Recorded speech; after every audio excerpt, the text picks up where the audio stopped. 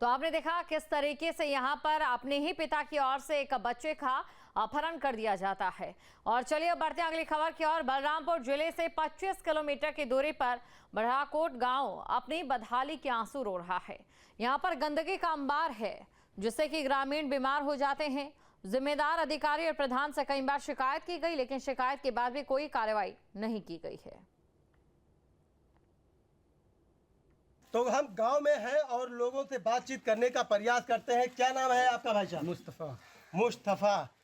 गांव में क्या विकास हुआ? कुछ भी विकास नहीं हुआ है। कौन है प्रधान? इकबाल प्रधान। अक्सी गांव का। अक्सी गांव का। अच्छा, ये गांव में नाली बनी कि नहीं? नहीं, कुछ भी नहीं बना साहब। जो कुछ है आपके सामने है। खड़ंजा?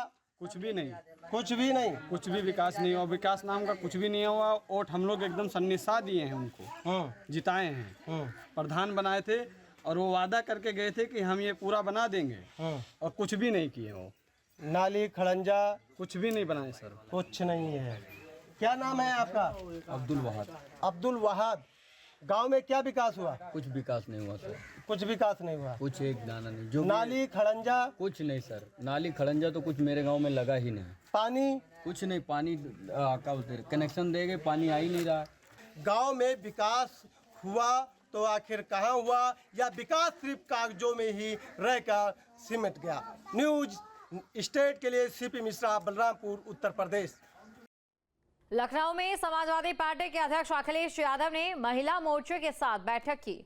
उन्होंने कहा कि पंचायत चुनाव के साथ ही 2027 के विधानसभा चुनाव को लेकर महिलाओं को संगठन में अहम जिम्मेदारी दी जाएगी और इसके साथ ही बूथ स्तर पर भी उन्हें काम करना होगा। हर बूथ पर एक महिला का होना अनिवार्य है।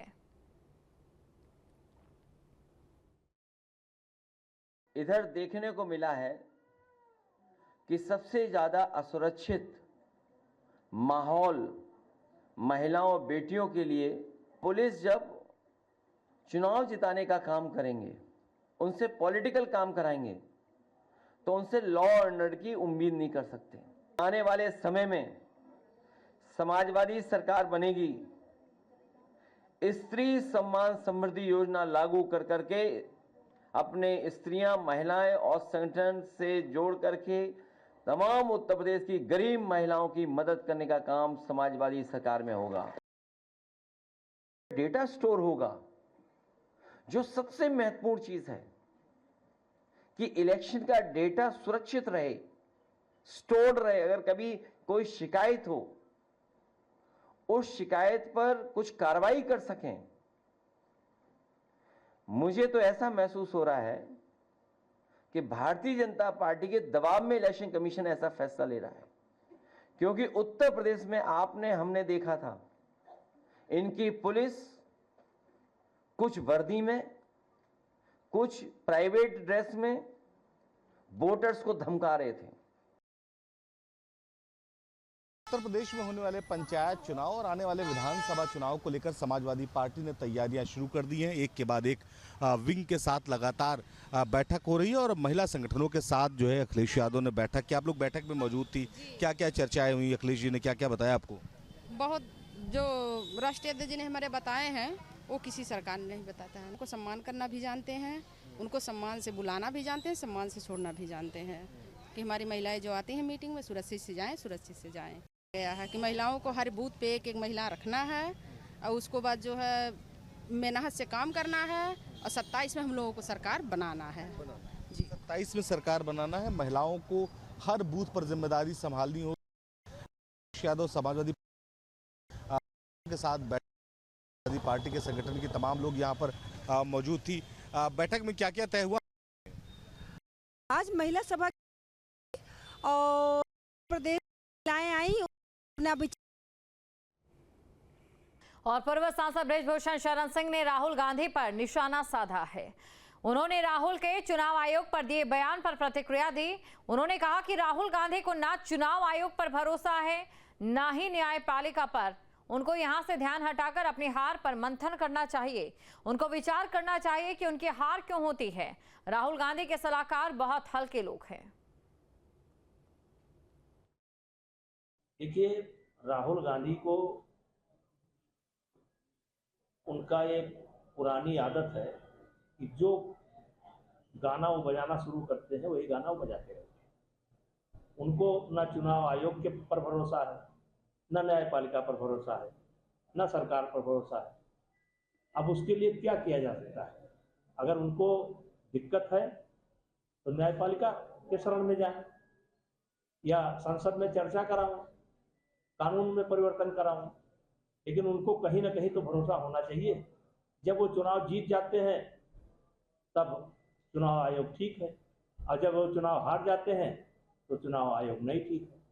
अब वो अपनी जो मूल कमी है, क्यों वो चुनाव हार रहे हैं, उस पर तो उनका ध्यान है नहीं, उस पर तो उनका दिमाग जाता नहीं है। उनका दिमाग बार बार जो है मतपेटी पर और चुनाव आयोग पर जाता है। उनका दिमाग विचार करना चाहिए कि देश की जनता क्यों उनके साथ नहीं है। कांग्रेस जो है, अब उनके सलाहकार जो है बहुत हल्के लोग हैं।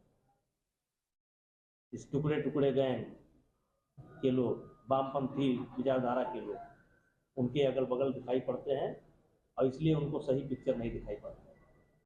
और संभल हिंसा में चार्जशीट दाखिल होने का मामला एसपी सांसद जियाउर-रहमान बर्क ने प्रतिक्रिया दी है। मैं ना घबराया, हर गम को हंसकर पिया।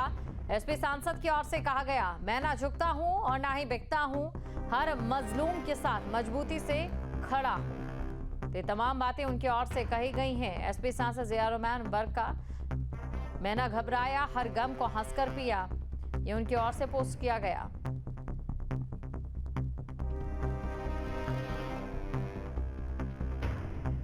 और संभल से बड़ी खबर, 12 घंटे बाद भी नहीं हुआ है मस्जिद का ध्वस्तीकरण। मस्जिद कमेटी के लोगों ने मांगा था 12 घंटे का समय।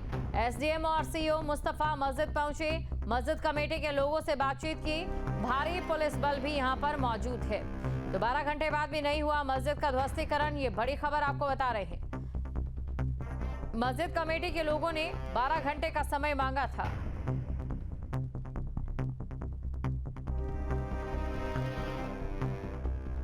अगली खबर है मिर्जापुर से, जहां पर दारोगा की दबंगई सामने आई है। पार्किंग के नाम पर दुकानदार से वसूली की गई। पैसे देने से मना करने पर युवक को अपने साथ ले गई पुलिस। विंध्याचल क्षेत्र का ये मामला है, जहां पर मिर्जापुर में दारोगा की दबंगई सामने आई है। तो दारोगा की दबंगई सामने आई है। यहां पर पार्किंग के नाम पर दुकानदार से वसूली की जाती है और वसूली न देने पर पुलिस युवक को अपने साथ ले गई। प्रसाद का पैसा दिए हैं, प्रसाद का पैसा दिए हैं, और बताइए प्रसाद का पैसा, ये देखिए जबरदस्ती गाड़ी में बैठाया जा रहा है, जबरदस्ती बैठाया जा रहा है गाड़ी में, ये देखिए, ये सब लोग देखिए जबरी बैठा दे रहा है।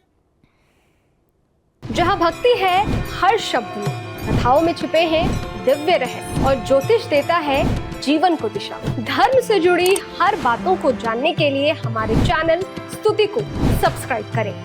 चैनल पर जाने के लिए इस लिंक पर क्लिक करें।